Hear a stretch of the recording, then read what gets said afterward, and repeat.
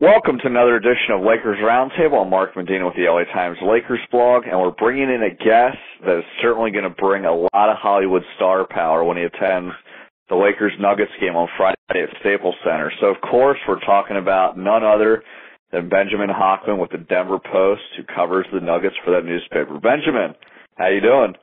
Hey, what's up, buddy? How are you? Good. So is your publicist going to allow you to share what courtside seat or luxury box seat you'll be at for the Lakers-Nuggets game? No, I mean, we might tell some of the photographers from Us Weekly about that, but other than that, we're trying to keep it under the wraps.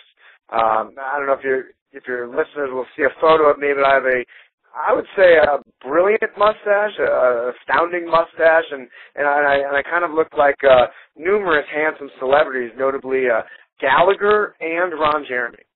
And can you confirm or deny the rumors you're doing some stand-up comedy with Meta World Peace? Well, that's true. I do stand-up comedy here in Denver, Colorado, where I'm the 16th funniest Jew, and has bittersweet news. I heard that Saul Goldstein is not doing well, but if that's the case, I can crack the top 15. Okay, well, fair enough. So one of the reasons why you're considered one of the funniest Jews in Colorado. You had this epic line in one of your stories recently where you write, the Nuggets haven't really been the Nuggets. So what are they? If you would have to look up the Nuggets in the dictionary, how would you define them right now? I don't think they know. I don't think George Karl knows. I mean, the injuries, I know every team has dealt with injuries this year, but Denver, I mean, it's all every player on the team, it seems, starting from when they had Nene on the squad, and now up to Al Harrington, who's been arguably the Nuggets MVP this season. He's got a torn meniscus he's trying to play through. So they've started over 20 different lineups this season. They have had numerous injuries. They've got a guy from China. They got a guy from the Wizards. It's just been nuts, and they're clinging on to that 8th spot, trying hopefully to get up. No offense to the Lakers fans, but trying to get up to or the Clippers fans, trying to get to the 6th or 5th spot so they can play one of the LA teams and not San Antonio or Oklahoma City. So you mentioned Al Harrington's torn meniscus. How worried should the Nuggets be about his injury? Well, I just recently spoke to Al Harrington, and he said I can't rebound. He said, I'm like, that's like a key part of basketball, right? I mean, the guy's a warrior. There's no question about it.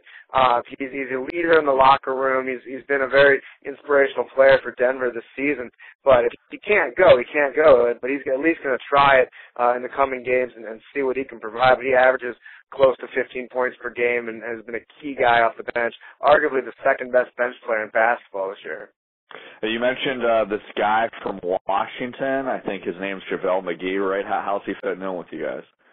Well, it's been interesting. JaVale McGee is one of the fastest court runners in the NBA, and of course we've seen him on SportsCenter with the dunks and the block shots. He's, I think, second in the NBA in shot blocks. However, he's still learning the Nuggets system. He's had a lot of games with an awful plus-minus rating, and I don't know how Coach Brown does it out there in L.A., but Coach Karl here in Denver cherishes the plus-minus rating, and that's a big thing for him, and JaVale's struggled with that. I mean, you throw someone in the fire. I mean, you look at Sessions, he's had some good games, he's had some okay games too. I mean, it's tough to just jump into the fire and be at the top level, knowing that there's new plays and new nuances.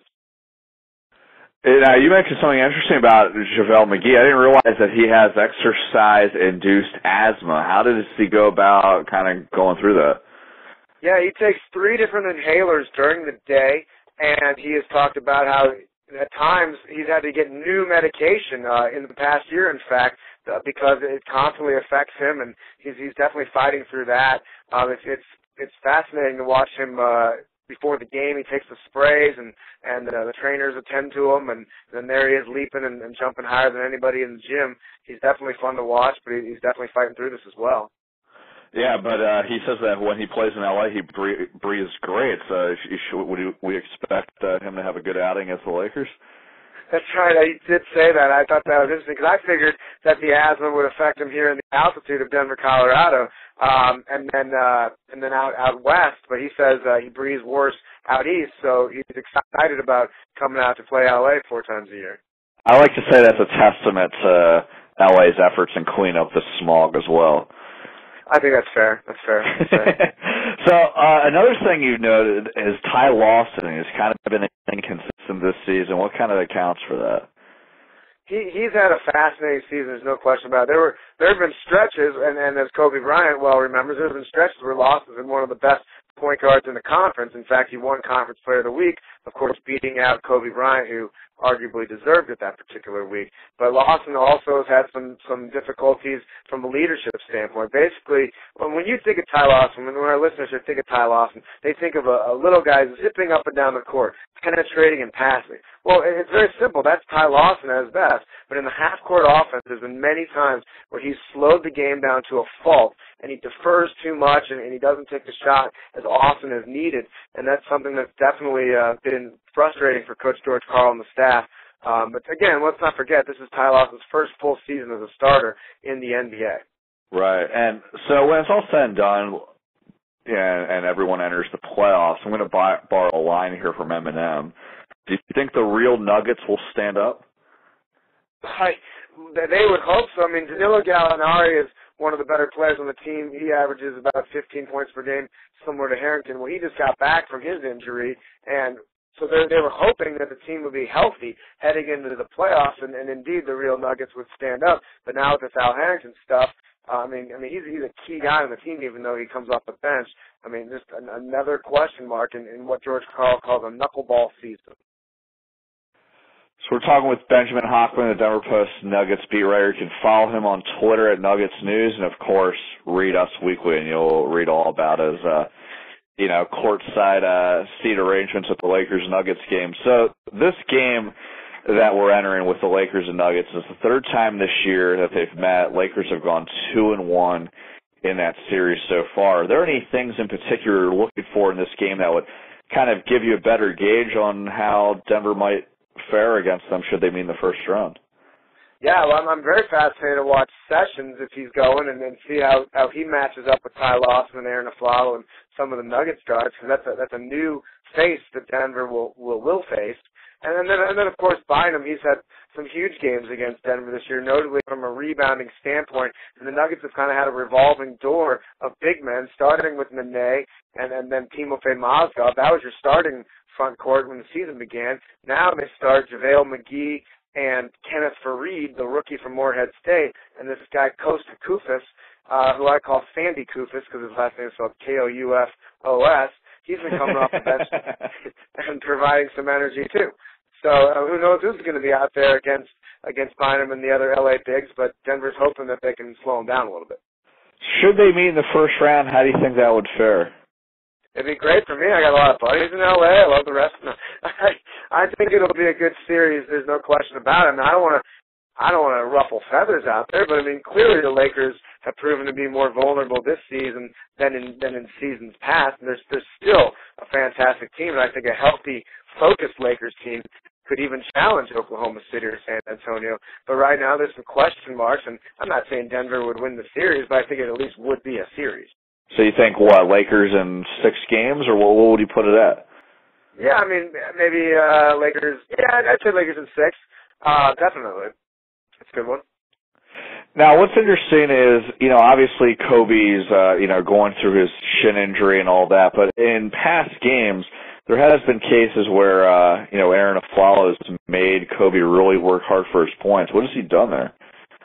Well, Aaron Aflalo is one of those guys, and you hear it almost sounds like a cliche, but he rises to the moment. And we're talking about a kid from Los Angeles who grew up watching Kobe Bryant. Some of the Nuggets players kind of kid Aaron Aflalo that he carries himself as if he's Kobe, whenever he gets a big shot or his tenacious defense and such. And Aflalo loves that challenge, and he's one of those guys who feeds off his defense on the offensive end, and he loves that challenge, and of course, he and Kobe have had some great battles recently. Right. And now, when you mentioned, big picture with all the injuries Denver's faced this year and the different starting lineup combinations, I think you mentioned about 21. Is there any particular area that's been most challenging for their development because of all the, fluctuating lineups they've had to endure? Yeah, I mean, there's so much when you look at the Denver Nuggets. I mean, frankly, their defense, I mean, they're first in the league in scoring, and I think second to last in points allowed. In basically every game is 103 to 102 type thing. Their defense in general fluctuates, and it's frustrating for the coaches. But you have a lot of young players, and here I am making excuses for them, but they do. They have a lot of young players, and defense means cohesiveness and communication. And when you have different guys out there all the time, and you don't really have a Kenyon Martin type defensive quarterback out there, it's definitely tough, and the Nuggets have struggled with that. What's the next step in terms of getting to that defensive consistency that they would need to have? Wow, I mean, you hope that JaVale McGee can play well enough in other facets that he's out there for 25, 30 minutes so he can be a force in that paint. And I mean, he's not just a good shot blocker, but he's a good shot alterer. And you watch him in games, I mean, people are just afraid to go at him the way they would go at a big man because he has this 7'6" wingspan and can affect shots.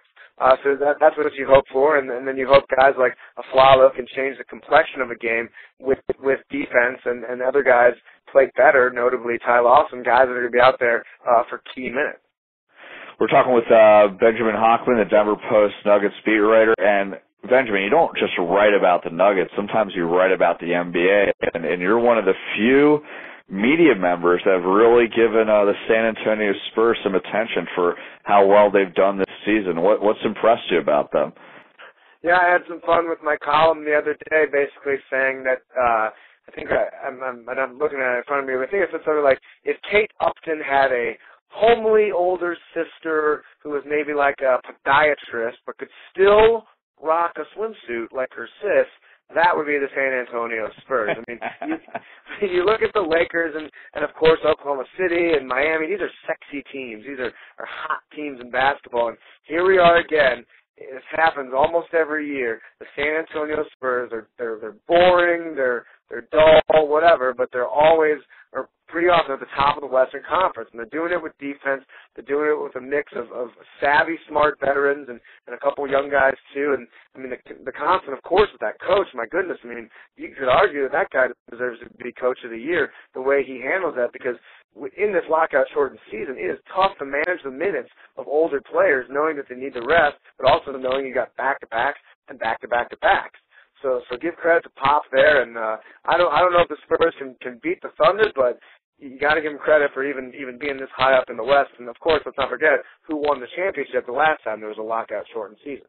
Right. Well, Phil Jackson says there should be an asterisk with that, though. He's said a lot of fascinating things over the years.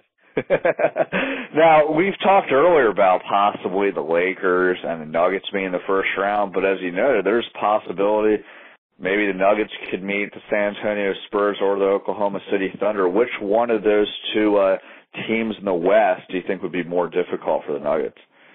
I think the Nuggets would have a better chance of beating the aforementioned Spurs than beating the Thunder. Denver won at San Antonio this season, and then they played tough against them in the other game at San Antonio. So that's something there. And then you look at the Thunder. I mean, Kevin Durant, many of his biggest nights ever came against the Nuggets, be it his first ever NBA game. The most points he scored in his rookie season was against Denver, and then on Christmas Day he scored 41 points last season, and then this season, the first time he got into the 50-point range, that was against Denver too. And of course, let's not forget the first round of the playoffs last year when he scored 40-something to bury the Nuggets again. So he's just one of the, I mean, he's good against everybody. Let's not be crazy here. But the fact is, for some reason, Durant just exploits the Denver defense. So they're definitely worried about that. Those are the thoughts of the Denver Post, Benjamin Hochman, who covers the Nuggets for that newspaper. Ben, thanks a lot for the time, and hopefully we'll be able to see you courtside on Friday. Always fun, man. I'll talk to you soon.